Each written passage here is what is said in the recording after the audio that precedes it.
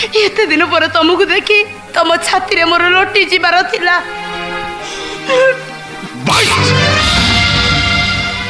रक्ष अभिनय कौन कहला? अभिनय? मु अभिनय करछि तुम पाखरे ए कथा तमे मते कहूछ? आई चुप, बिल्कुल चुप।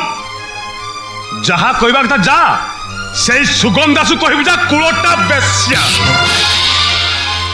और कहला मु कुलटा मु बेस्या? अरे बेस्या मान कर किछ गोटे इज्जत थाए हेले से तो कभी तो पाके नहीं। तमे सेमिति कहनी तमर महापाप हबो। कथारे चातुरी देखौछु, निजे पाप काम करी आउरी सफाई दउछु। की पाप मु करेछि? हां की पाप मु करेछि? बेसारा ए बोलुथिला बेले मु अंधुरीटा निज अजाणतारे सुगम दासकर जे आश्रय नवाटा कोन पाप? आउ कोन ता घरे मास मास राति कटे सरिया परे तोते सती सावित्री कहबी? पुण्य काम करिछु बोली पुरस्कार देबी? मुझे तुमको केमिति पहुंचाइबी? थाओ